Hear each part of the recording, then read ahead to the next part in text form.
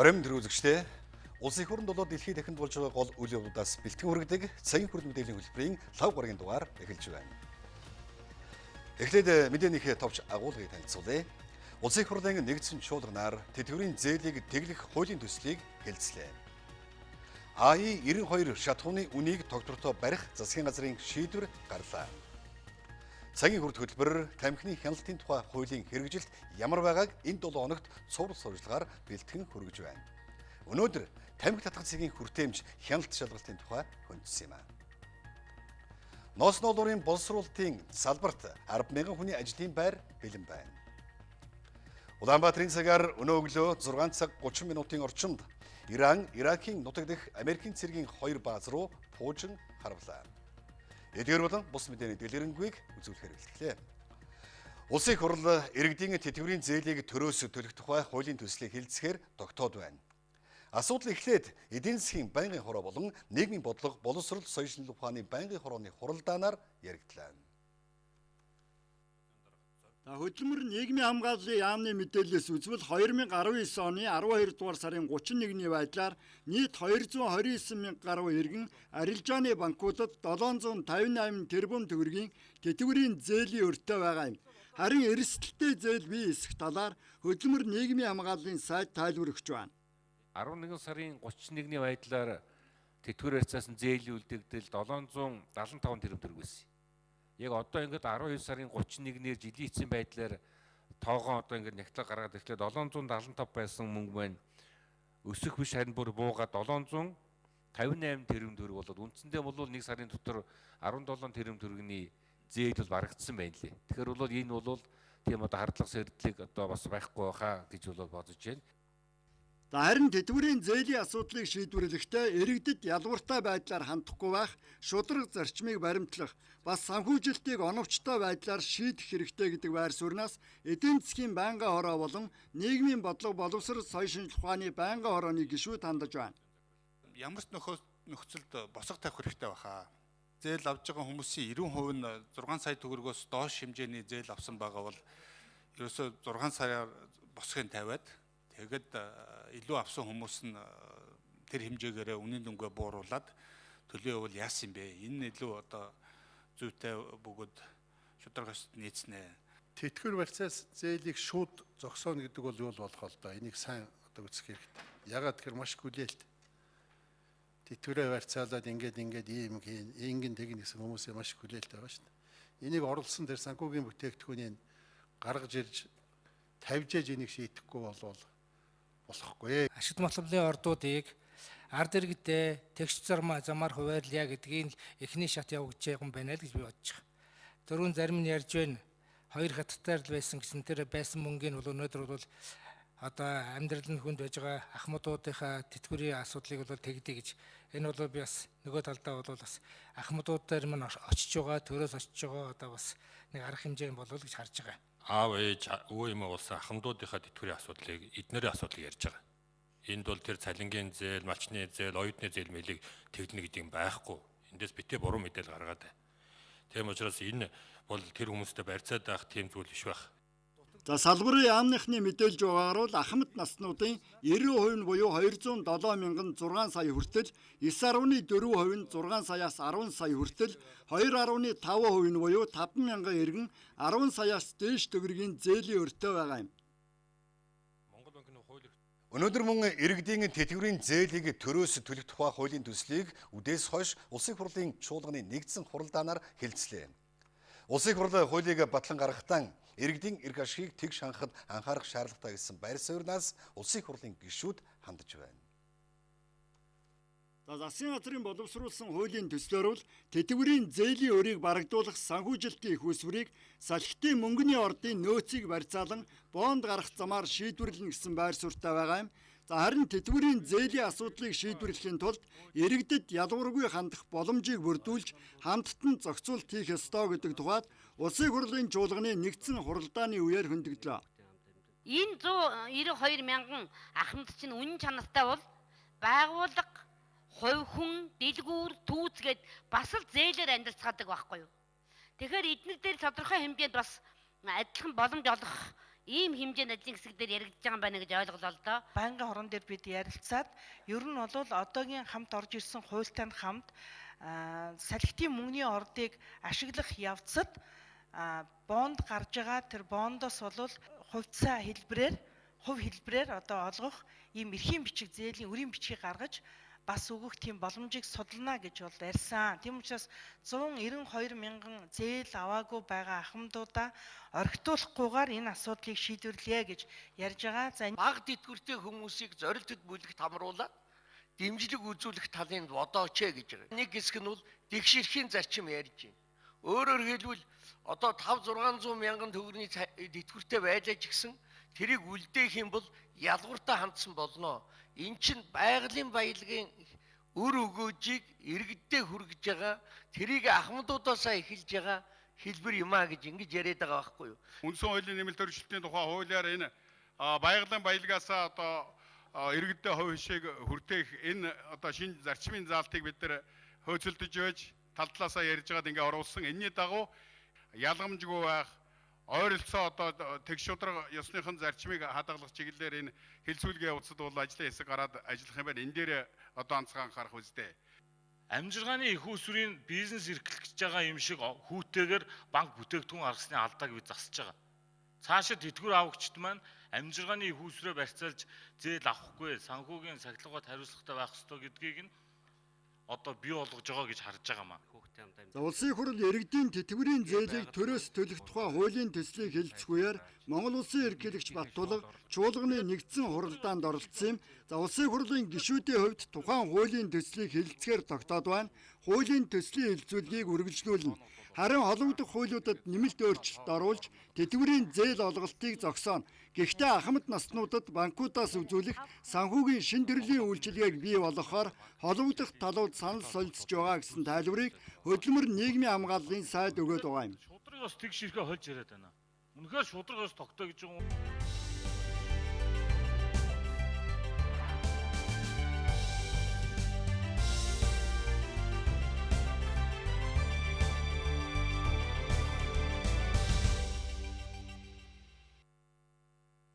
Манай хөтөлбөрийн дараагийн хэсгийг хүлээн авна уу.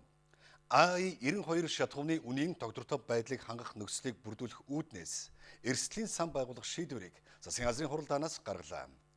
Уулуурхай хүнд үйлдвэрийн сайд сумын газрын мэдээлж байгаагаар бол дэлхийн зах зээлд нефтийн бүтээгдэхүүний үнийн өсөлт гарсан нөхцөлд сөргөөр нөлөөлөхгүй байхад чиглэсэн холбогдох зохицуултыг хийхээр болсон байна.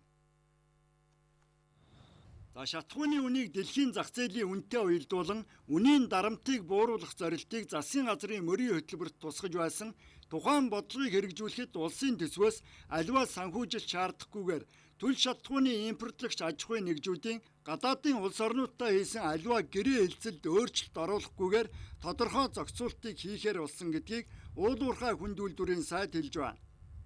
Анх удаа л одоо олон улсын биржийн одоо нөхцлөөр одоо шатхуунаа нийлүүлэх энэ одоо зохицуултыг бол Монгол улс анх удаа бас нэвтрүүлж байгаа. Урд өмнө нь энийг бол хийж шатхууны үнийг зохицуулж исэн ийм түүх бол одоо Монгол улсын хэмжээнд бол бас гарч байгаагүй. Энэ цаашдаа бас өргөжлөд ингээд явна. За ер нь 7 сарын байдлаар бид нар шатхууны үний өсөлтийг зохицуулах ийм одоо гэрээгээ бол хийгээд олон улсын одоо хууль дүрмийн хүрээнд бол гэрээгээ хийгээд компаниуд нь одоо хүлээгээ байж байгаа. Өнөөдөр засгийн газрын хуралдаанаар тогтоол гарч гэрээ хийсэн компанитай ашигт малгуул газрын засгийн газар бол бас давхар одоо гэрээлэх ийм одоо эрхээ засгийн газар бол өгсөн байгаа.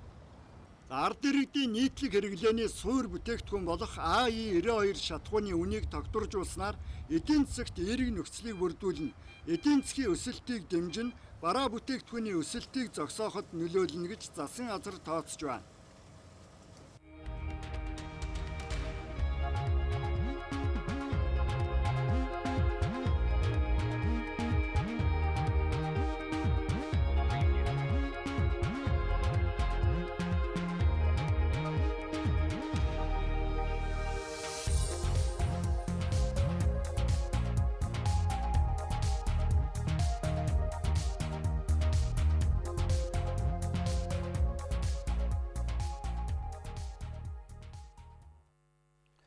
Парламент сонгуулийн хууль эргэзэн орчныг шинжлэх асуудлыг үргэлжлүүлэн хэлцэж байна. Ерөнхийлөгчийн сонгуулийн тухай хуулийн төслийн талаар Улсын хурлын төрийн байгуулалтын байнгын хорооны хуралдаанаар яригдлаа.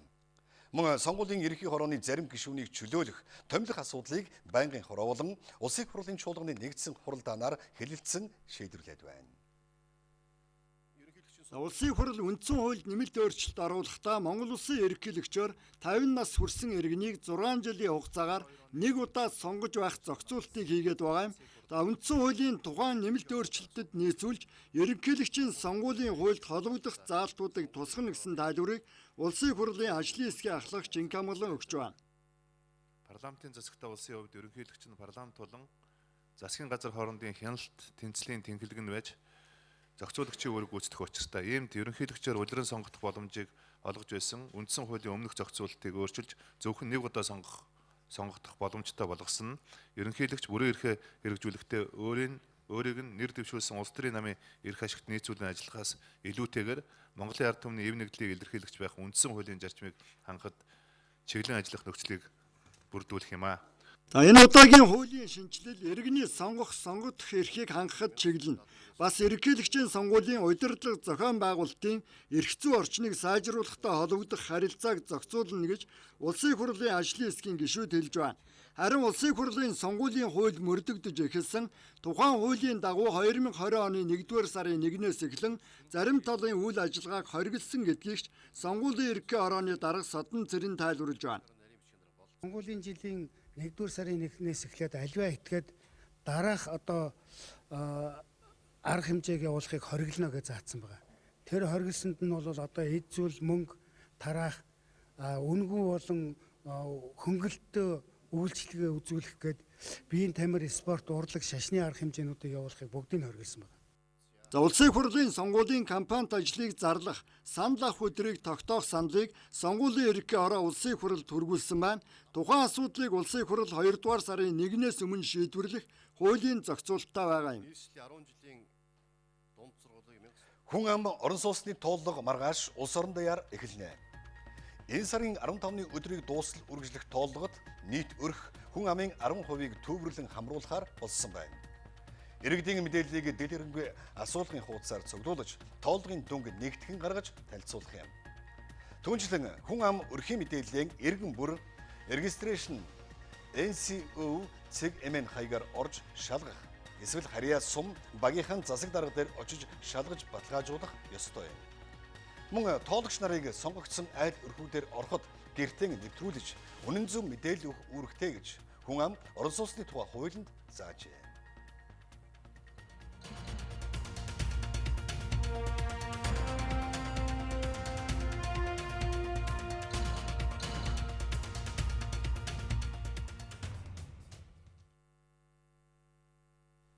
Цагийн хүрд хөтөлбөр энэ 7 хоногт тамхины хяналтын тухай хуулийн хэрэгжилтийн асуудлаар цуврал сурвалжлага бэлтгэн хүргэж байна. Өнөөдөр тамхи татах цагийн хүрд эмч хяналт шалгалтын тухай бид хөндсөн юм аа. Бодит байдалд тамхи татах цэг хангалтгүй хэмжээнд байгааг иргэд албаны хүмүүс шүүмжилсэн байна. Хяналтын тухай хууль хэрэгжээд багагүй хугацаа өнгөрч байгаа. Тэгэхээр иргэдийн гол хэлж байгаа шүүмжт бол тамхи татах цэгийн тоог нэмэгдүүлэх шаардлагатай гэдэг зүйлийг хэлж байна. За иргэдийн хувьд бол хаат уртай газар алхаж явахдаа тамхины ишээ хайдаг үзэгдэл бол хэвийг хвчлоосон гэдэг дээр бол санал нэгтэй байгаа. Гудамж талбайд дуртай газраа тамхины ишээ хаях нь жирийн үзэгдэл болжээ. Энэ нь тамхи татах цэг байхгүй учраас иргэд хогийн сав эсвэл гудамж талбайд шууд хайж байна. Тамхи татах цэгийг нийслэлээс 2015 онд нэг бүрийн үнэ нь 14-өөс 15 сая төгрөгийн үнэ бүхий тамхи татах цэгийг 20 байршилд бий болгосон. Гэтэл энэ цэгүүд өнөөдөр байхгүй болжээ. Цэг байгуулчвал бас зүгээр л баг. Энд тэнтгүү хаяхгүй. Офисын орчин ч юм уу энэ дотор бол хүмүүс хуучин шиг хаасайг татах байцсан. Гэтэ гадуур бол тийм хяналт бол байхгүй байна л гэж ойлгож байна шүү дээ. Өөрийнхөө хувьд хэр зэрэг хуйлаа мөрдөж чадчих. Гүйгүй чадж байна. Би бол одоо бас нэг 60 гарч байгаа хоёр хүн гараач бас одоо ингээ удамжинд тамхи тооч явж явах нь эвгүй шарагдах юм. Цэг байхгүй болохоор улсууд бол дуртай газар тамхиныхаа ишийг хайж байна тий. Энэ тамхи татах цэгүүд дээр бол яг тухайлсан хяналт шалгалт бол өнгөрсөн жил бол арайхан хийгдэж амжаагүй байна. Ерөнхийдөө бид нар өнгөрсөн жил тамхины худалдаа үйлдвэрлэлт дээр бол түлхүү хяналт шалгалтыг бол хийлээ. Иргэнийг бол 301 ж, аж ахуйн нэгжиг бол 3001 бол торгох юм зуршийн хуулийн бол зохицуулт бий. Энэ дагуу арга хэмжээ авагдаа гэсэн байгаа. Энэ жилийн тухайд яг энэ тамхины зөвшөөрсөн цэгүүд дээр бол өрсөн сэргийлэх хандалтыг бол хийнэ. Хуулиар тамхи татах цагийн стандартыг баталж өгөөгүй улмаас цэгт хяналт шалгалт явуулах боломж байдаггүй байна. Тиймээс тамхи татах цагийн стандартыг бий болгож тоог нэмэгдүүлэх шаардлагатай нь өнөөдрийн нөхцөл байдал харуулж байна.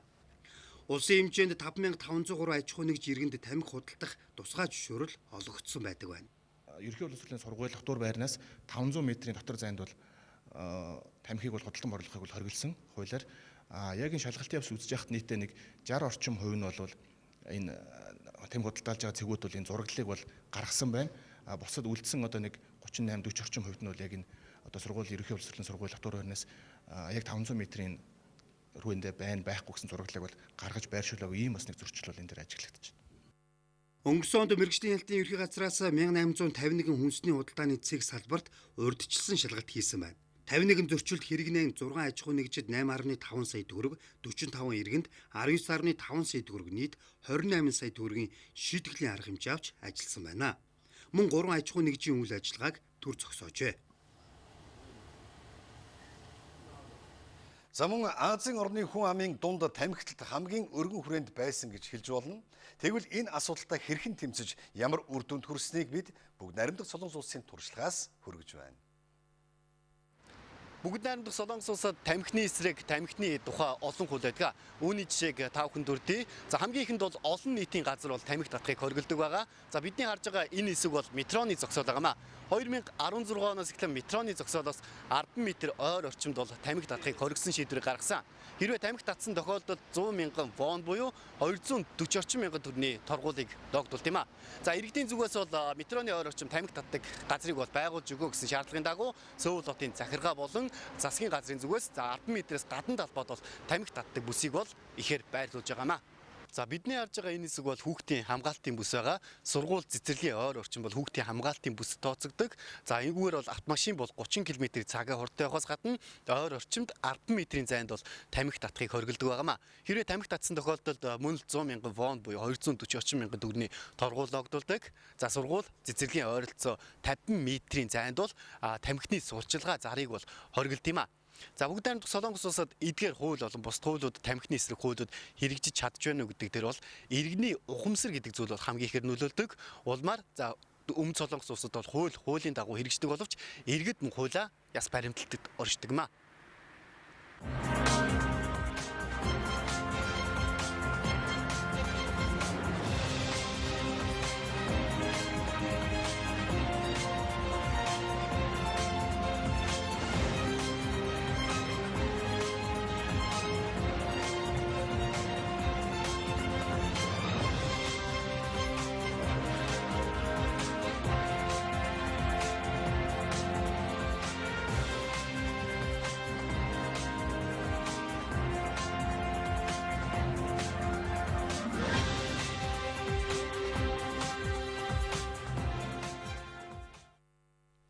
Бүгд найрамдах Хятад ард улсад энэ сарын 2-ны өдөр тодорхойгүй шалтгааны улмаас уушгины хадгалгаа өвчний тохиолдол бүртгэгдсэн.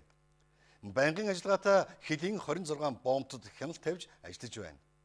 Яг одоо бид буян тухай бомбтоос мэдээлэл авахар холбогдож байна.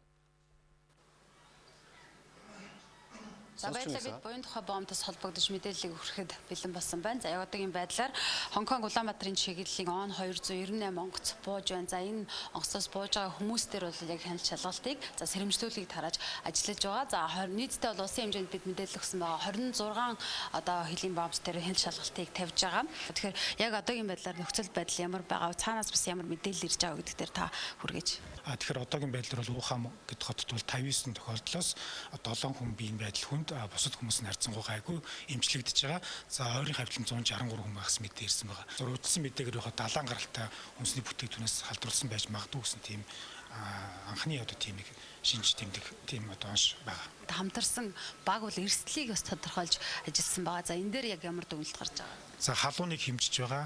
Эрүүл мэндийн асамж яг голомтой бүс нутгаас өөрөөр Хонконгийн онгоц, Ирэний онгоц, Бээжингийн онгоцноос ирж байгаа зорчигчдод болон за газраар хуурай замын бомбтоор ирж байгаа Хятад улсаас ирж байгаа бүх зорчигчдыг бол эрүүл мэндэд хандлт судалгаа хийж өөрөөр хэдэн ямар улс руу зорчсон тийм ээ хэд хоног хаагур явсан аюул жуулчлалын бүх одоо маршрутыг судалж байна. За хэрвээ халуунтай болон ямар нэгэн амьсгал боловсролын зочим халт шинжийн шимсэн биелэх юм бол шууд одоо эрүүл мэндийн байгууллага шилжүүлэх одоо чиглэлийг өгсөн байгаа.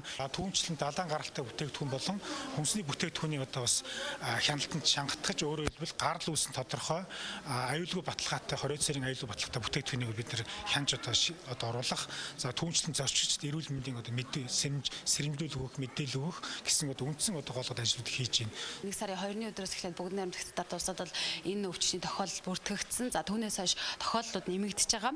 За гэхдээ яг манай Монгол улсын хувьд бол өнөөдөр яг хяналт шалгалтыг, бомбууд дээрх хяналт шалгалтыг уржигдраас эрчимжүүлсэн. Өнөөдрийн байдлаар бол бас эрсдэлтэй тохиолдол бүрдэгтэйг байгаа гэдэг мэдээлэл өгч байна. За бид сарнаатай уулзсан. Яг энэ газар дээр бас яг ямар шалгалтууд явж байгаа, эрсдэлтэй тохиолдлуудыг бас бүрдэгтэйг гэдэг мэдээлэл өгч байгаа шүү. За өнөөдөр 1 сарын 8-ны байдлаар бол бүгд найрамдагчдад бол Хонконгийн чиглэлээс нийт 5 онгоц буухаас одоо сая Хонконгийн 4 дахь онгоц маань бууж байна. Нийт зорчигч бол 521 зорчигч, үүнээс Монгол 441 зорчигч ирсэн байна. Одоогийн байдлаар с ิจ гтэй тохиолдол бол илрээг байна. Баярлалаа тань. За тэгэхээр буян тухай бомтоос бид холбогдож мэдээлэл өгсөн нөхцөл байдлын мэдээлэл яг одоо өнөөдрийн байдлаар бол ийм байна. Баярлалаа.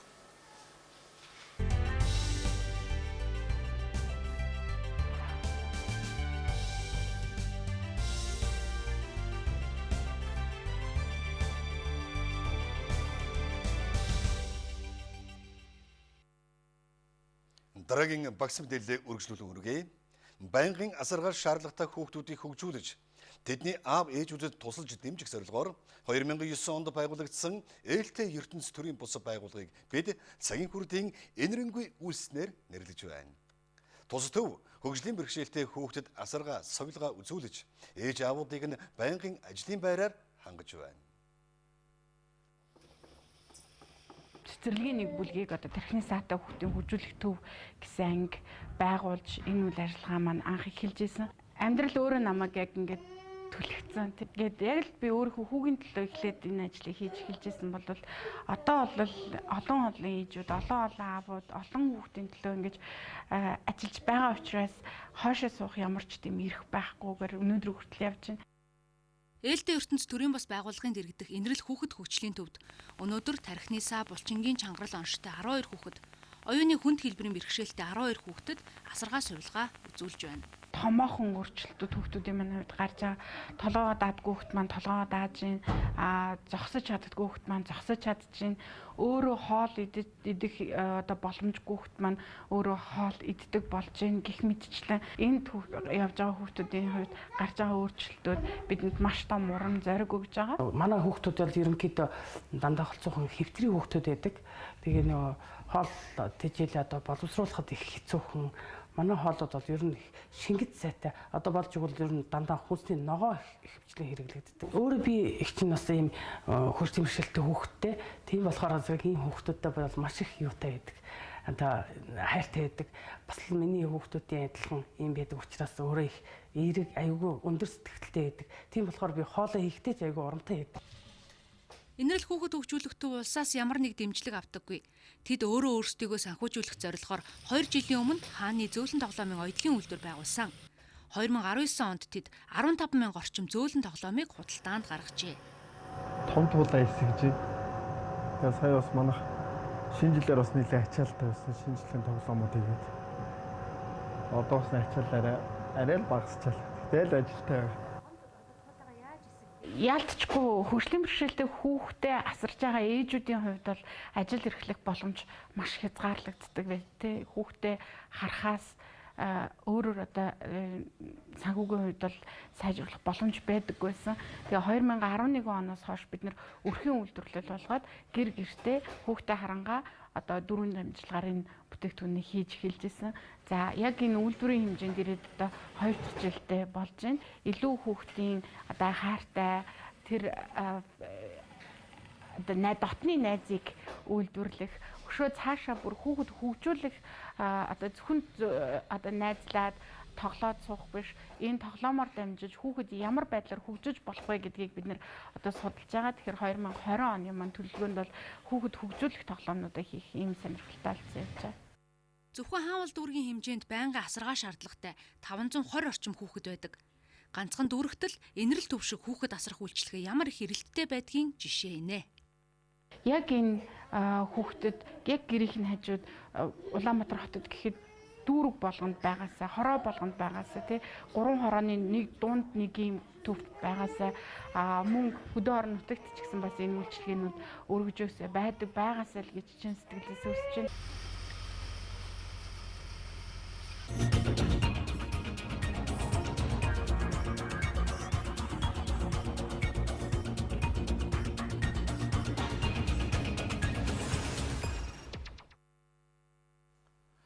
Америкийн нэгдсэн улс манай улсад зориулж Монголын 3 дахь хөршийн худалдааны хуулийг батлахаар өнгөрсөн оноос ажиллаж эхэлсэн.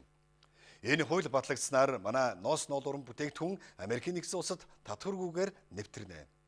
Энэ хуулийн төслийг энэ ондоо батлуулахаар анхаарч ажиллаж байгааг Монгол улсаас Америкийн нэгдсэн улсад суугаа элчин сайд Отгонбаяр хэлж байна. Хууль эргэцсэн булангаар энэ тухай мэдээллийг хүргэхээр студид Үүлэн Солонго ажиллаж байна. Ерөнхийлөгч Баттулга өнгөрсөн жил Америкийн нэгдсэн улсад айлчилсан. За энэ үеэр хоёр орны харилцааг стратегийн түншлэлийн түвшинд хүргэсэн. Цаашдаа эдийн засгийн харилцааг илүү өргөжүүлэх чиглэлд анхаарах нь зүйтэй байгаамаа гэсэн ийм байр суурь гардаг. За зарим судалгааг харцгаая үзэгчтэй. Тэгэхээр 2018 онд манай улсын худалдааны эргэлтийг харахад ердөө 1.7%-ийг нь Америкийн нэгдсэн улс эзэлж байгаа нь бол хангалттай үзүүлэлт биш ээ. Тийм учраас эдийн засгаа илүү өргөжүүлэх чиглэлд анхаарах нь зүйтэй юмаа гэсэн ийм санал гардаг. За үүний нэг тод жишээ нь бол Монголын оёмл сүлжмэл бүтээгдэхүүнийг тус улсын зах зээлд татваргүйгээр нэвтрүүлэх асуудал юм. За энэ асуудлыг бол Монгол улсын ерөнхийлөгч хөндөж ирсэн юм. За Америкийн нэгдсэн улсад болсон айлчлалын үеэр ямар үг хэлснийг одоо үзүүлье. Монголын ноос ноолуурын үйлдвэрлэл нь малчны хотноос эхлээд эцсийн бүтээгдэхүүн болон гарах хүртэл хүн амьтан байгаль дээлтэй шат дамжлагыг дэмждэг эмнэнгүй үйлдвэрлэл болно. Америкийн нэгдсэн улсын конгрессийн нэр бүхий гишүүдийг санаачилсан 3 дахь хөршийн худалдааны хуулийг манай улс талархан хүлээн авч байгаа бөгөөд Америкийн ард иргэд конгрессийн гишүүд дэмжинэ гэдэгт миний итгэлтэй байна. Манай улсад ямар нөөц боломж байгааг үзэгч та бүхэндээ хүргэе. Тэгэхээр манай улс жилдээ 9000 гаруй тонн түүхийн ноолуур бэлтгэдэг. За энэ нь дэлхийн нийт ноолуурын зах зээлийн 50 орчим хувийг бол хангадаг гэсэн үзүүлэл. За гэтэл манай улсад ердөө 1100 орчим тонныг дотооддоо боловсруулж эцсийн бүтээгдэхүүн үйлдвэрлэдэг байна. Өөрөөр хэлэх юм бол дийлэнх нь импортод түүхийгээр гардаг гэсэн үг. Тийм учраас ноос ноолуурын бүтээгдэхүүнээ Америкийн нэгдсэн улсын зах зээл татваргүйгээр гаргах юм бол дор хаяж 40-50 мянган эмэгтэй ажлын байртаа болох ийм боломж байгаа гэсэн тооцоо судалгаа гарсан байна. За Америкийн нэгдсэн улсын конгрессийн тээд явахад хэрэгүүдээ 40 гаруй гишүүн бол энэ Америкийн нэгдсэн улсын 3 дахь хөршийн худалдааны тухай хуулийг бол дэмжиж байгаа. Өөрөөр хэлэх юм бол Монголын оёмл сүлжмэл бүтээгдэхүүнийг тус улсын зах зээлд ямар нэгэн татваргүйгээр нэвтрүүлэхдээ бол дэмжлэг өндөр байгаа гэдгийг илэрхийлсэн. Ингээд түүний яриаг үзэгчтэй хүргэе. 3 дахь хөршийн худалдааны тухай хууль бол маш чухал ач холбогдолтой. Энэ хуулийн төсөл Монголын эдийн засгийг төрөлжүүлэхээс гадна бусад улс орон хоорондын харилцаагч гүнзгийрүүлнэ гэж үзэж байна. Монголын эдийн засаг олон тулгууртай болохын хэрээр ажлын байр нэмэгдэж, залуус өсч хөгжиж, бизнесийн салбарт амжилт гаргах юм а. Энэ нь мэдээж Монголын эдийн засгийг тэлнэ. Америк мөрөөдлийн нэг хувилбар гэж хэлж болох Монгол мөрөөдлийг ноолуурын салбарын бизнес эрхлэгчид дээж авдгийг мэдэрч байгаадаа баяртай байна. Монгол улсын хөгжлийг бизнес эрхлэгч залуус өргөжүүлэн хөгжүүлэх бүрэн боломж байна.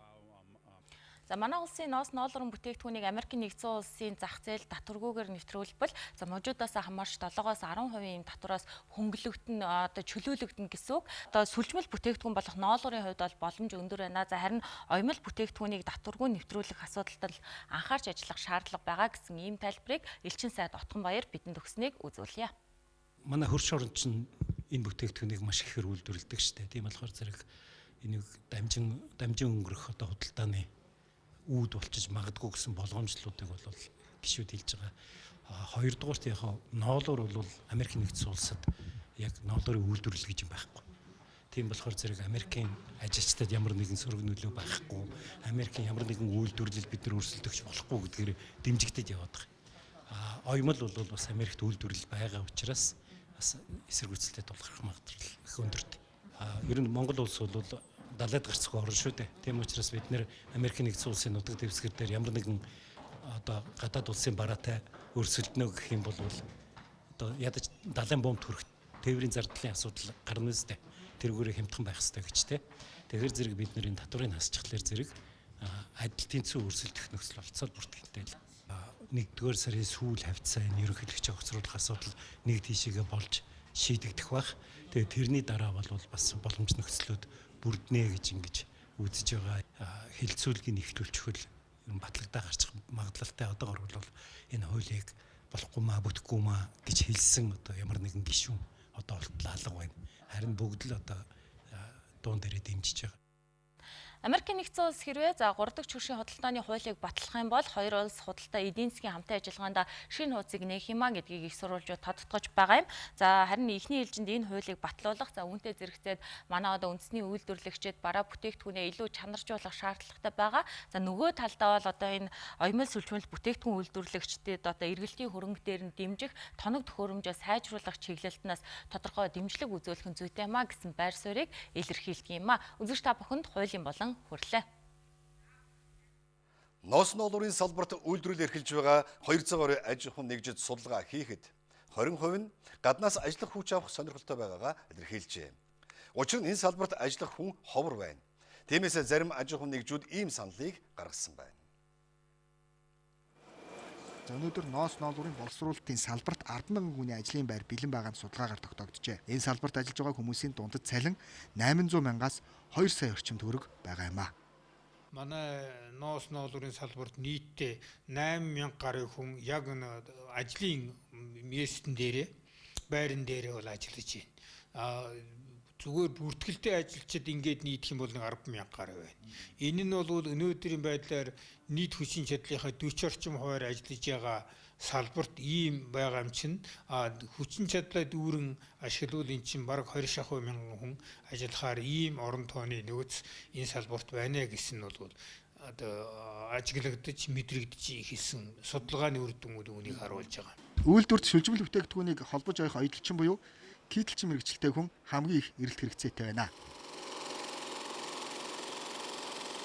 Өнөөдөр бол энэ ингээд одоо сул машин нээлттэй ажлын байр гэсэн ингээд бол ингээд та нар харахад нэлээд хэдэн машин ийм улаан номертой харагдаж байгаа. Энэ юу гэсэн үг вэ гэвэл өнөөдөр энэ дээр ажиллах хүн байхгүй нэ гэсэн үг. Манайх бол зүгээр сайн ажиллаж байсан хүн бол 5 саяг ч хүртэл авч л яг хийснээрээ л авдаг. Хин хийж чадчихын чи тэрүүгээрээ л авч яана гэсэн үг. Үнэхээр одоо дотоодоос хүн олдохгүй байвал одоо зүүн өмнөд Азийн орнуудаас боломжийн хүн авчираад ажиллах чинь одоо ажилуулах гэсэн бас одоо сонирхол бол байна. За энэ үйлдвэрийн хувьд жилд бол нэг юм 500-аас 550 мянган ширхэг юм сүлжмэл бүтээгдэхүүнийг үйлдвэрлэх хүчин чадалтай байна. Гэтэл одоо хүний нөөц ажиллах хүч одоо хомс байгаа учраас энэ үйлдвэрийн энэ хүчин чадлаараа ажиллаж чадахгүй байна л да. Жишээлбэл одоо энэ цамц гэхэд одоо яарлагал ингэж хадгал одоо дутуу. Өөрөөр хэлбэл энийг ингээд хадаад үйлдвэрт ингээд ажиллаад дүрийн шатналуу явуулчих ийм ажилтнал өнөөдөр манай улс дутагдaltaй байна. За Цэнт дор шинжилгээ ухаан технологийн их сургуулийн үйлдвэрлэл технологийн сургуулийн 4-р ангийн оюутан нэхэмлийн үйлдвэрлэлийн технологичоор мэргэшиж байна. Түүнийг сургуулаа төгсгөөс өмнө ажлын байрны санал иржээ. Нэг жилийн сургуулийн төлбөр хэрэг хэмжээгээр шагнагдаж тэгээд үйлдвэртэйгээ хамтраад дадлах гэж. Ажлын байр хайхгүйгээр ажлын байр бэлэн мэргэжлээ зөв сонгох хэрэгтэй. Ер нь бол манай энэ хөнгөн үйлдвэрийн салбар аль ч салбарт нь хүний нөөцийн хомсдолд орчоод байна. Эслийн ерхий шалгалт өгж байгаа хүмүүст анхааруулж хэлэхэд бол энэ чиглэлээр сураад ажлын байр бол 100% үйлдвэр эрэлт хэрэгцээтэй үйлдвэрлэл яг эд явж байгаа салбар шүү гэдгийг л анхааруулж байна. Жишээ нь нэхэмлийн үйлдвэрлэлийн технологич мэргэжилтэд 50 хүний ажлын байрны захиалга шинжилгээ ухаан технологийн их сургуулийг үйлдвэрлэл технологийн сургуульд ирсэн. Гэтэл тус сургуулийн нэхэмэл үйлдвэрлэлийн технологийн ангийг энэ жил 10 оюутнууд төгснө. Ийхүү ажиллах хүч хомс байгаа учраас зарим үйлдвэр нийт хүчин чадлынхаа 50-60% л ашиглаж байна гэсэн судалгаач гарсан байна. Жилбэр онцгой байдлын албаагчид болзошгүй эрслээс өрчлөн сэргийлэх зорилгоор аж ахуйн нэгж албан байгууллагуудад гал унтраах анхан шатны сургалтыг зохион байгуулдаг. Өнөөдөр засгийн газрын автобаз улсын төсөвт үйлдвэрийн газрын 100 гаруй албаагч галын авилаас өрчлөн сэргийлэх анхан шатны сургалтанд хамрагдлаа. Гинтийн гал төмрийн авилаас өөрийгөө болон хамт олноо аврахын тулд гал унтраах анхан шатны мэдлэгтэй байх нь чухлаа. Сургалтаар албан байгууллагатай гал гарсан тохиолдолд хэрхэн зөв унтраах, багаж хэрэгслийг ашиглахдаа юун дээр анхаарах зэрэг шаардлагатай мэдээллийг хүргэж бодит орчин нөхцөл дээр тайлбарлалаа. Албан байгууллага иргэд галын авилаас өөрийн болон гэр бүл, ажлын хамт олонныхоо амь насыг аврахын тулд наадцах нь гал унтраах багаж хэрэгслийг ажилуулж сурах шаардлагатай гэдгийг албаныхан хэлж байсан юм а. Манай байгууллага нь 210-аад албан хаагчтай мөн бас хамтарч ажилладаг байгууллагууд нь ойр орчны байгууллагуудтай нийлбэр бараг 400-аад ажилчин навьд ажиллаж байдаг.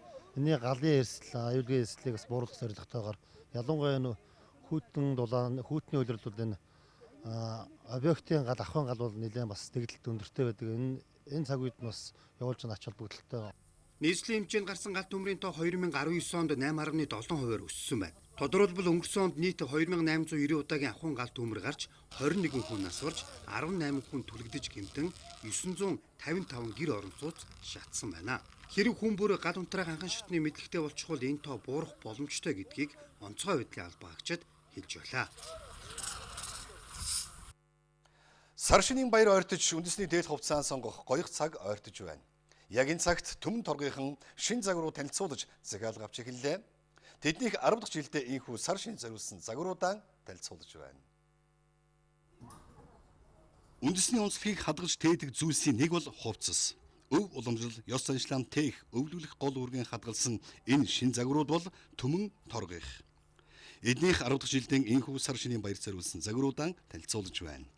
Жилбэр онцлог шинэлэг байлгахыг хичээдэг дизайнерууд энгийн загвар төв өнгөө зөнхөлж байгааг хэлж байна. Энэ жилийн онцлог загвар гэх юм бол манайх 4 хүчтэн гэсэн коллекц гаргаж байгаа. За тэгээд яг Монгол уран зураачд дизайнеруудтайгаа хамтраад яг торгоны хийгээ Монголдо зохиогоод яг захиалгаар хийлгсэн торгоор одоо энэ жил одоо коллекцтэй бас гол онцлог болж байгаа. Хоёрдугаар гэх юм бол энэ жил ер нь амтны гаралтай булга суусартай ер нь ангийн үсийг бол одоо загварынхаа одоо коллекцээс нэлээд багасгаж байгаа. Одоо дэлхийн чиг хандлагыг дагаад энэгээрээ илүү онцлогтой загварууд гаргаж байгаа. Ерөнхийдөө манайх энэ жил ерөнхийдөө 2 коллекц гаргаж байгаа. Нэгдүгээр нь бол яг энэ өөрийн бүтээсэн торготой коллекц. Хоёрдугаарх нь бол яг тэр давуу голсон энгийн хийц энгийн талдаа тэгээд хатгамалтай загварууд энэ жил гаргаж байгаа. Төмөн торг компани 100 гаруй төрлийн загвараар захиалга авч байна. Энгийн даруугаас эхлээд гар хатгамалтай үндэсний хээтэй гэх мэт төрөл бүрийн торгоор эмжээр оруулгыг нь сонгож зөвлөөд сар шинийн баярын дээл хантааз тэргүүтнийг шин загваруудыг инхүү танилцууллаа. Хаан банк 21 аймгийн төв болон нийслэл хотод өөртөө үйлчлэх банк буюу 100 ширхэг киоск машиныг ашиглалтанд орууллаа. Банкны салбарт эргэлт авчирсан гэж хэлж болох үс энэхүү киоск машиныг 2018 оны сүүлчээр зах зээлд анх танилцуулж байсан юм. Киоск машины гол давуу тал нь иргэд банкны үйлчилгээ авах гэж заавал салбар тооцооны төв зорих шаардлагагүй болох юм.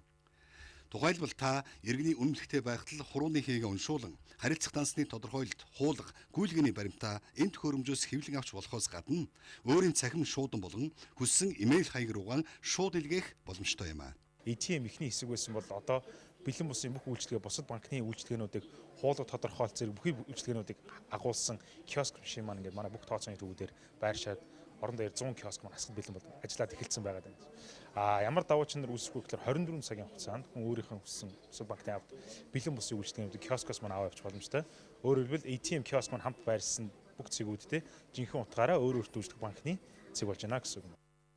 2018 онд нийслэлд суйрлуулсан 10 киоск машинаар өнгөрсөн 1 жилийн хугацаанд давхарсан тоогоор 670 мянга орчим хүн үйлчлүүлжээ. Өөрөөр хэлбэл ийм олон хүн үнэт цагаа хэмнэж банкнд биш амьдралдаа өөрт хэрэгтэй зүйлд зарцуулсан гэсэн үг юм аа. Эрхэмлэгчдээ бид та бүхэнд өнөөдөр бэлтгэсэн дотоод үйл явдлын мэдээлэл хүргэлээ. Одоо олон улсын үйл амьдралын мэдээллийг хүргэхээр студид томч Төвшин Жаргал ажиллаж байна. За төвшөө. Тэгэхээр одоо яг сүүлийн одоо дэлхийн мэдээллийн хэрэгслүүдийн анхаарлын төвд Америкийн нэгдсэн улс Ираны асуудал ороод байна те. Тэгэхээр яг сүүлийн мэдээлэл ямар мэдээлэл байна? Энэ талаар мэдээгээ эхлэх үү? За баярлалаа үзэгчид дайраа минь төргий. Үнэхээр одоо өнөөдөр яхаа аргагүй Ирантай холбоотой мэдээлэл олон улсын хэвлэлийн анхаарлыг татаж байна. За яг хамгийн сүүлийн мэдээллээс хүрэхэд бол одоогоор байдал харьцангуй найдамшмал ийм байдалтай байна. За олон улсаар бол Америкийн нэгдсэн улс за бүр тодруулах юм бол цагаан орны зүгт гол анхаарлаа хандуулж байна гэж хэлэхэд болно. За учир нь бол Ирак дахь Америкийн цэргийн 2 бааз руу Иран одоо баллистик пуужингууд харамсанд Америкийн нэгдсэн улс ямар хариу барих болоо гэдгийг олон улсаараа хүлээж байна. За Америкийн нэгдсэн улсын ерөнхийлөгч Ираны пуужингийн товтлогооны дараагаар бол олон нийтийн сүлжээ Твиттер хуудасаараа дамжуулж лав гаргийн өглөө мэдэгдлийнхээ мэдэгдсэн учраас ийм хүлээлт үүсэж байна. За одоогоор Вашингтон DC-д 7 цаг 40 минут болж байна. Тийм учраас одоо хэсэг хугацааны дараа за хэвлэл мэдээллийн хэрэгслүүдийн хувьд бол удахгүй одоо ерөнхийлөгч Трампын мэдээллийг шууд дамжуулан хүргэнэ гэж одоо мэдээлж байна. За ерөнхийлөгч Трамп бол үүний өмнө Твиттерээр дамжуулан мэдээлэл хийсэн. Тэрээр бол бүх зүйл сайн байна. За хэвийн байна хэмээн бичсэн байсан. Мөн одоо Ираны Пужингийн цохилтуудын уршгаар учирсан гар цохирлыг бол бид тооцоолж байгаагаа мэдгдсэн. За Америкийн нэгдсэн улс дэлхийд хамгийн одоо хүчирхэг бусад одоо бүх орнуудаас илүү одоо зэвсэг хүчинтэй гэдгээ энд тэмдэглэсэн байсан юм. За тиймээс хохирол багтаа өнгөрсөн. За Америкийн нэгдсэн улс Ираны одоо Пужингийн цохилтонд цэргийн хүчээр хариу барихгүй нэ гэдэг өөдрөг одоо таамаглалыг мэрэгчлэтнүүд дэвшүүлж байна. За өнгөрсөн шөнө бол ерөнхийлөгч Дональд Трамп үндэсний аюулгүй байдлын багийнхантайгаа хуралдаж нөхцөл байдлыг анхааралтай ажиглаж байгаагаа мэдгдсэн. За Ираны товтлогооны дараагаар бол засгийн газрын гол сайдууд зөвлөх туслахууд нь цагаан ордонд цуглаж шуурхай хуралдаа хийсэн байгаа. За үүний дараагаар бол ерөнхийлөгч Трамп ард түмэнтэй хандаж мэдгдэл хийн хэмээн одоо зарлаж байсан. Гэвч лав гарагийн өглөө болтол хойшлуулснаа ийхүү мэдгдсэн юм. За Ираны Пужингийн цохилтын тухайд бол Иракийн хойд нутаг дахь Эрбил хотын цахад орших Америкийн цэргийн бааз болоод Иракийн одоо баруун нутаг дахь Айн аль-Асад агаарын цэргийн баазуудад Пужингийн цохилт хийсэн. За энэ цохилтонд Иран улс баллистик болоод далавчид буужингууд ашигласан тухай Аль-Хадаф телевиз сувг мэдээлсэн. Олон улсын шинжээчид за түүний дотор Мидлберигийн олон улсын судалгааны хүрээлэнгийн мэрэгчлэтнүүд бол Ираны харавсан буужингуудыг Куамны Фатах 110 буужингууд байсан гэж таамаглаж байна. За Куамныг Пужингийн хувьд бол шингэн түлштэй Скад Пужингийн одоо сайжруулсан хувилбар тооцогддог. За Иран улс бол Исламын улс террорист бүлэглэлийн эсрэг 2017 онд энэ буужингуудыг ихээхэн ашиглаж байсныг за мэрэгчлэлтүүд онцолж байгаа. За Фатах 110 Пужингийн тухайд нь бол балластик боловч бага тусгалах гэдгийг бол бас тэмдэглэж байгаа юм. За Ирак дахь Америкийн цэргийнхэн Ираны нутаг дэвсгэрээс Пужингууд харавсныг урьдчилан мэдэж шуурхай арга хэмжээ авсан байсан гэж MBC-гийнхэн баталж байгаа. Тийм учраас одоо гар цохирол багтаа байсан гэж таамаглаж байгаа. Олон улсын хэвлэл мэдээллийн хэрэгслүүд хэдхэн цагийн өмнөөс эхлээд Пужингийн одоо харавсан энэ үеийн шинэ одоо видео бичлэгүүдийг дамжуулан үзүүлж байна. За харавсан Пужингийн тооны тухайд бол янз янз мэдээлж байна. Fox News-ийнхэн бол цэргийн баазад 10 Пужин туссан. За Эрбилийн цэргийн баазад бол 1 Пужин туссан. 4 нь одоо байндаа хүрч чадаагүй гэдэг мэдээллийг өгж байна. За гэхдээ CNN-ийнхэн бол нийтдээ Ираны талаас 22 Пужин харавсан. Эрбилийн одоо агаарын цэргийн баазад л гэхэд 2 баллистик Пужин туссан гэдэг ийм мэдээллийг өгч байгаа юм. За гар цохирлын хувьд бол CNN Иракийн иргэд энэ дайруултуудад өртсөн тухай өмнө мэдээлж байсан. За Sky News Arabia мөн Иракийн цэвэг түвшний нэг офицер өөр 5 цэрэг гэмтэж бэрцсэн гэдгийг мэдээлэл өгч байсан. За харин Reuters бол Пужингийн энэ халдлагын уршгаар бол 80 орчим хүн амнасаа алдсан гэдэг мэдээллийг өгч байсан юм. За гэвч Иракийн армийн одоо хэвлэлийн албанаас бол Ираны Пужингийн одоо цохилтуудад Иракийн цэвэг түвшнийхэн өртөөгүй гэдгийг албан ёсоор мэдгдсэнийг нь хэвлэлүүдээс дамжуулж байгаа юм. За Америкийн дотоодод бол Ираны элит хүчний командлагч Касем Сүлейманыг хөнөөсөн цэргийн одоо тусгай ажиллагааг шүүмжлэгчид гарч байсан тухай бид өчигдрийн цагийн үр дээрээ хүргэж байсан. За тэр дундаа сөрөг хүчин болох Ардсан намынхан бол бүс нутагт дахь Америкийн цэргүүд, дипломатууд за иргэдийнхээ амь насыг эрсдэлд орууллаа гэдэг шүүмжлэл өрнүүлж байсан. За тэгвэл Ираны Пужингийн цохилтын дараагаар бас Ардсан намынхны зүгээс Ирантай дайдах нь бол Америкийн нэгдсэн улсын ашиг сонирхолд нийцэхгүй гэдгийг анхааруулж нөхцөл байдлыг хяналтаас гарахгүй байх арга замыг эрэлхийлэх хэрэгтэйг сануулж байна. За Сенатын зарим гишүүдийн мэдээлж байгаагаар бол удахгүй холбогдох албаныхан Конгрессийн дээд танхимын гишүүдэд Ираны энэ ажиллагаа за Вашингтоны зүгээс авах хариу арга хэмжээний талаар мэдээлэл хийх бололтой байна. За Ираны Исламын хувьсгалыг хамгаалагчдын корпусынхан бол генерал Касем Сүлейманыг Америкийн өвчнийхэн үнэсний хариуд бол Пужингийн цохилтуудыг хийсэн гэдгээ мэдэгдэж байгаа. За энэ ажиллагаагаа бол Ираны элит өвчнийхэн тамлан зовоогч Сүлейманы хэмээн нэрлсэнийг мэдгдсэн төдийгүй Ираны эсрэг түрэмгийлэл үйлдсэн Америкийн одоо бүх хүчний эсрэг довтлох болно гэдгээ мэдэгдсэн байгаа юм. За Ираны ерөнхийлөгч цаг гаруй өмнөхөн Твиттер хуудасаараа дамжуулж мэдгдэл хийсэн.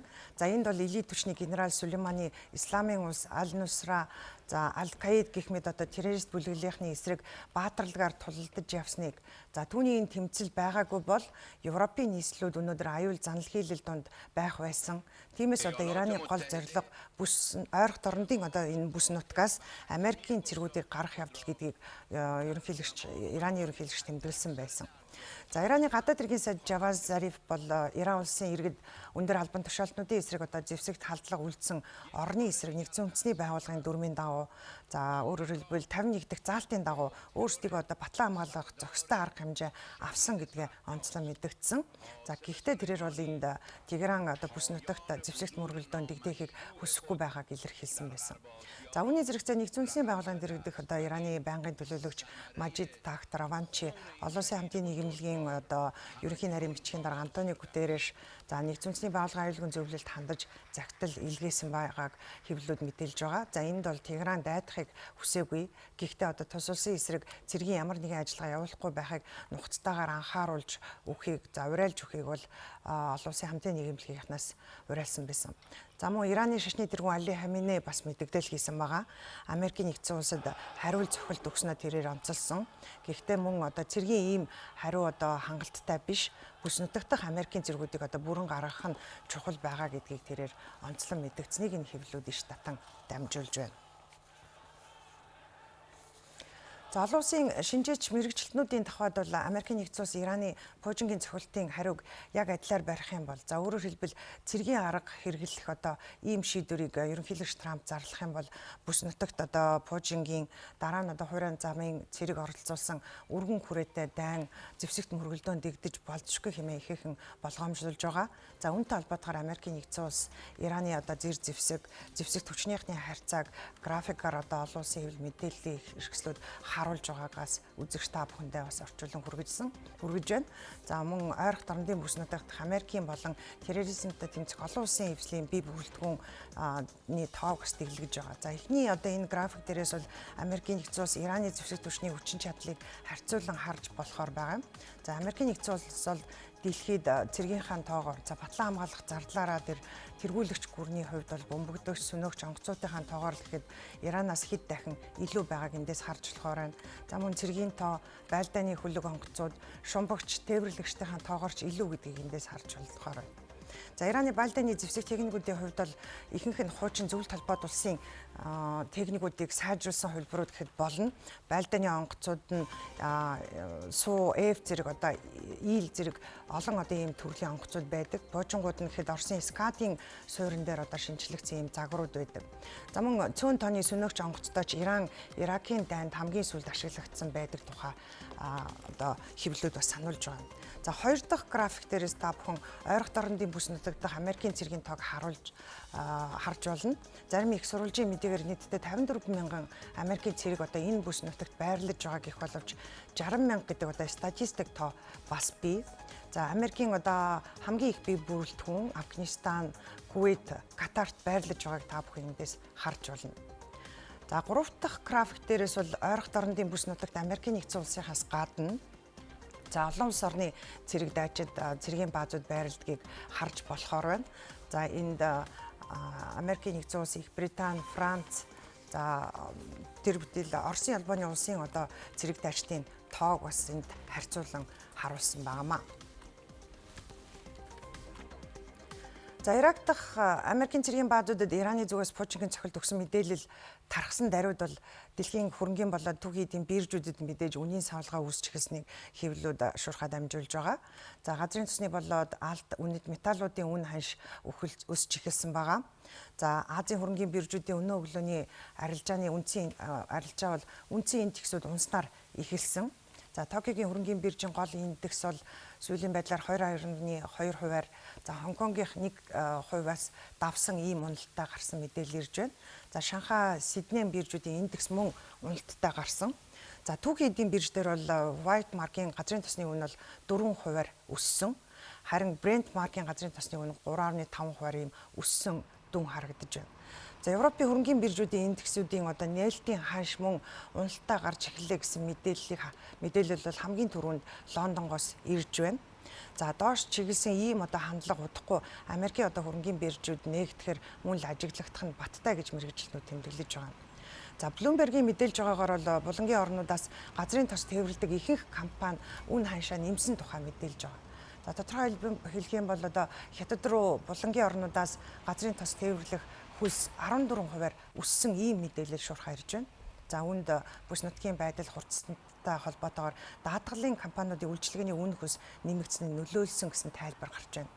За ер нь бол бүс нутгийн хямрал ийхүү дэлхийн түүхийн эдийн болоод хөрөнгөний зах зээл өсөлт уналт үүсгэж байгаа нь бол олон эрсдэл учруулж болзошгүй гэж болгоомжилж байгаатай холбоотой гэж үзэж байгаа. Хамгийн түрүүнд бол болонгийн орнуудын газрын тос тээвэрлэдэг гол зам болох Ормосын хоолойг иранчууд хаачхаж мэднэ гэдэг ийм болгоомжлолтой холбогдож байгаа. За хоёрдугаарт бол бүс нутаг дахь Америкийн гол түнш Саудын Арабын газрын тосны байгууламжууд руу бас Иран халдахгүй гэх баталгаа байхгүйтэй холбоотой гэж мэрэгчлэнүүд дүгнэж байгаа юм. За өнөөдөр мөн Украиний иргэний агаарын тээврийн онгоц Тегеранд тосолдож олон хүн амь насаа алдсан мэдээлэл олныг зочроод байгаа. За Иран Америкийн цэргийн баазуудад Путингийн цохилт хийсэн тухай мэдээлэл дэлхийгээр тарахад удаагүй байхад Украиний онгоц осолцсон тухай мэдээлэл цацагдсан. За тиймээс иргэний агаарын тээврийн энэ онгоцны осол Ираны агаарын цэргийн ажиллагаатай холбоотой юм биш биз гэдэг юун түрүүн болгоомжлоход хүргэж байсан. За гэвч ийм таамаглал ташаа болох нь нэг их удалгүй батлагдсан байгаа. За сүүлийн мэдээгээр Иран дахь Украиний элчин сайдын яамнаас бол онгоцны осол хөдөлгүүрийн гэмтлээс болж буюу за техникийн шалтгаанаар осолцсон болохыг урьдчилсан байдлаар тогтоогод байгаагаа мэдэгдээд байна. За Тегеранд осолцсон Украиний онгоц Боинг 737-800 загварыг багийн 9 гишүүн нийт 168 зорчигчтой явсан. За мөн Тегераны Хаменегийн нэрмжид нис онгоцны буудлаас Киев хотын чиглэлд нисэхээр хөөрсөн гэдгийг мэдээлж байгаа. Гэвч онгоц хөөрөөд удаагүй байхдаа унаж осолдож улмаар дэлбэрсэн гэдэг мэдээлэл өгж байгаа. За ослын уршгаар бол багийн гишүүд зорчигчид бүгд амь насаа алдсан. Украиний гадаад хэргийн яамнаас дөнгөж түрүүхэн мэдээлснээр бол амиа алдсан хүмүүсийн 82 нь Иран, 63 нь Канада, 11 нь Украин, 10 нь Шведийн иргэд байсан байна. За Афган, Их Британи, Германы иргэд мөн амь насаа алдсныг баталж байгаа. За Ираны аврах албаныхан бол онгоцны хар хайрцагуудыг хэдийн илрүүлж холбогдох шинжилгээнд илгээсэн тухай мэдээллийг өгч байгаа. За Украиний ерөнхийлөгч Владимир Зеленскийгийн хувьд бол онгоцны ослын уршгаар амь насаа алдсан хүмүүсийн ар гэрийг нь эмгэгдэж байгаагаа илэрхийлсэн. За мөн тэрээр бол Омонд хийх айлчлалаа цуцалж Киев рүү буцсан тухай Украиний төрийн тэргүүний хэвлэлийн албанаас мэдээлж байна. За олон улсын хэвлэлүүдийн хүлээж байгаа гол мэдэгдэл бол Америкийн нэгдсэн улсын ерөнхийлөгч Дональд Трампих. Тэгэхээр бид шинэ мэдээлэл ирсэн даруйд дараагийн мэдээллийн хөтөлбөрөөр энэ тухай хүрэх болно. Үзэгчдэд өнөөдөр олон улсад анхаарал татаж байгаа гол үйл явдлуудыг багцлан үргэлжлэн анхаарлаа хандуулсан баярлалаа. Одоо үзэгчтэй хүн үргэлжлүүлэн спортын ертөнцийн сонин содон мэдээлэлээс хүлээн авна уу? Мэдээллийг сэтгүүлч Баяр сайхан хүргэх болно. За баярлалаа. Үзэгч та бүхэнд манай оронд болон дэлхийн ихэнд болж байгаа спортын тэмцээн уралдаан үйл явдлын мэдээлэл сүргээ өнөөдөр спортын туурдны танхимд классик пауэрлифтингийн 2020 оны улсын аврах шалгаруулах тэмцээн үргэлжлэн явагдлаа. Өчигдөр тэмцээний өсвөр үе насан туршидын ангилд аваргууд тодорсон бол өнөөдөр мастер ангиллын тамирчид ур чадвараа сорилоо. 5 дахь удаагийн классик пауэрлифтингийн улсын аврах шалгаруулах тэмцээнд өчигдөр өсвөр үеийн 7 насан туршидын эмэгтэйчүүдийн 3 жингийн аваргууд тодорсон билээ. Тодорхойлбол өсвөр үеийн хүүгүүдийн хасах 59 кг хэмжээнд орхон аймгийн тамирчин Сүхболт, хасах 66 кг хэмжээнд Хөвсгөл аймгийн тамирчин хасах 74 кг хэмжээнд Хөвсгөл аймгийн тамирчин Шинээр, хасах 83 кг хэмжээнд орхон аймгийн тамирчин Үлс, нэмэх 83 кг хэмжээнд Өөр хангай аймгийн тамирчин Идэр чулуунаар тэргүүлсэн юм. Өсвөр үеийн охтыг хасах 57 кг хэмжээнд Өөр хангай аймгийн тамирчин Цолмонго, нэмэх 57 кг хэмжээнд Багнуур дүүргийн тамирчин Цингүүнээр тэргүүлж, насан туршидын эмэгтэйчүүдийн хасах 57 кг хэмжээнд Сэлэнг аймгийн Сайхан сумын тамирчин Ануужин, нэмэх 63 кг хэмжээнд Стронг клубын тамирчин Марлнар аваргаар тодорчээ. Мөн амар цэнгэл хасах 63 кг хэмжээнд тэргүүлж хэрэглэхгүй төрлийн суултын рекордыг 140 кг хэмжээнд 142.5 кг хэмжээнд болгож өөрийн амжилтын рекордыг дахин эвдсэн юм. Өнөөдрийн тэмцээнд 100 гаруй тамирчин оролцож мастер болон мастер 1, мастер 2, мастер 3 ангиллын тамирчид хөтсөрөн өрсөлдөж байгаа юм. Үүнээс мастер 3 ангиллын хасах 74 кг хэмжээнд намхаад орж тэргүүллээ. 70 настай намхаад орж 15 жил пауэрлифтингийн спортоор тасралтгүй хичээлж, одоо перфект боди клубын дасгалжуулагчаар 10 жил ажиллаж байгаа юм байна. М3 гэж 60-аас дээш насны ангилд хасах 74 кг хэмжээнд 4 тамирчин өрсөлдөөд алтан медаль аваад төрүүлсэн байна. Мөн тэмцээний мастер 3 ангиллын нэмэгт 74 кг хэмжээнд бусдаа клубын тамирчин Бадарх тэргүүлсэн юм. Мастер 2 ангиллын тамирчдаас хасах 83 кг хэмжээнд Баян оргил клубын тамирчин Баяраа, нэмэх 83 кг хэмжээнд Тайгар клубын тамирчин Жаргал сайхан нар авраг боллоо. Энэ жилийн хувьд бол бас өөрсдөө ширүүн байна. Энэ спорт хичээллээд одоо үндсэндээ бол 8-9 жил болж байна. Тэгээ энэ спорт бол Монгол хүний бие орон их тогсон сайхан спорт. Хинтээ аймгийн Бэндэр суманд орчин цагийн олон улсын стандартын цанын бааз байгуулагдж байгаа талаар үзэгч та бүхэндээ өмнөх спортын мэдээгээр үзэгч та бүхэндээ хүргэж байсан. Энэ зам дээр энэ жилийн цаны 2020 оны өсвөрийн насан туршидаа улсын аврах шалгаруулах тэмцээн болон энэ нутагт зохиогддог Чингис хаан цомын өвлийн спортын наадам удахгүй зохиогдох гэж байна. Энэ талаарх мэдээлэлээр спортын мэдээ үргэлжилж байна. Хинтээ аймгийн Бэндэр спортын газар, Бэндэр сумын засаг даргын тамгын газар, Бэндэр сумын өвлийн спортын хязгааргүй клубээс хамтран олон улсын стандартын цанын замыг түшиглэн жил болгон уламжлалгын зохиогддог Чингис хааны цом өвлийн спортын 5 дахь наадмыг зохион байгуулах гэж байна. Энэ наадам цан тишүүр, мөсний шагаа, өвлийн голд, мөсний харваа төрлүүдээр 2 дугаар сарын 8-наас 10-ны өдрүүдэд Бэндэр суманд зохиогдох юм а. Энэ үеэр Монголын цаны холбоотой хамтран мөн Чингис хаан лоббит 2020 олон улсын марафон уралдааныг зохион байгуулахаар төлөвлөж байна.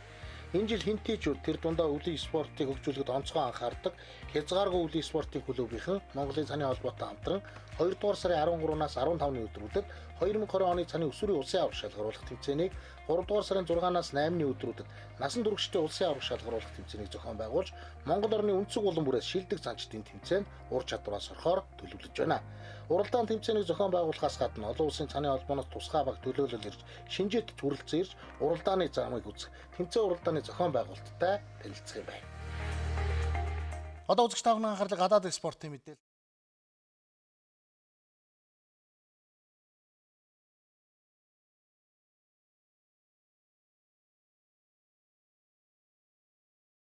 Үзэгч та бүхэндээ спортын тэмцээн уралдаан үйл явдлын мэдээлэлээс хүргэлээ. Мэдээллийн хөтөлбөрийн төгсгөлд үзэгч та бүхэн ойрын өдрүүдийн нийт нутгийн цагаар мэдээлэл хүлээн авна. Өлгийд шөнөдөн 22 өдөртөө 13 хэм хүйтэн. Улаангомд шөнөдөн 35 өдөртөө 26 хэм хүйтэн. Ховдос шөнөдөн 30 өдөртөө 20 хэм хүйтэн. Алтайд шөнөдөн 26 өдөртөө 12 хэм хүйтэн. Улястад шөнөдөн 29 өдөртөө 17 хэм хүйтэн. Тосон цэнгэлд шөнөдөн 39 өдөртөө 28 хэм хүйтэн.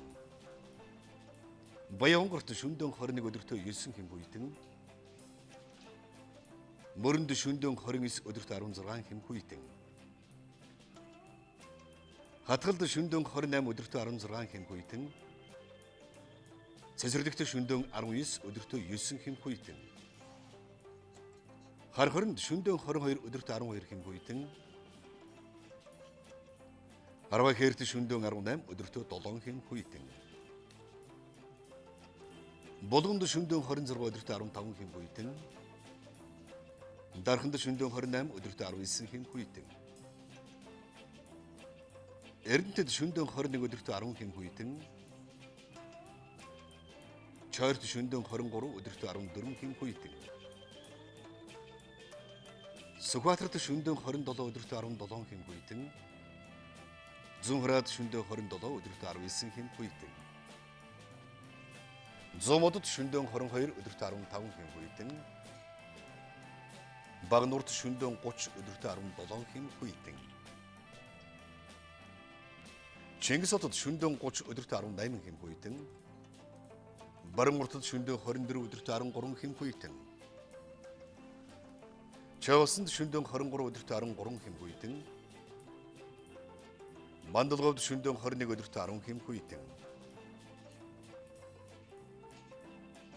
Даланзадгад шөнөдөн 18 өдөртөө 7 хэм хүйтэн. Хамбогдод шөнөдөн 16 өдөртөө 6 хэм хүйтэн. Сайшандад шөнөдөн 22 өдөртөө 13 хэм хүйтэн. Замын үдэд шөнөдөн 23 өдөртөө 12 хэм хүйтэн. Нийс Улаанбаатар хотод шөнөдөн 23 өдөртөө 15 хэм хүйтэн байх болно.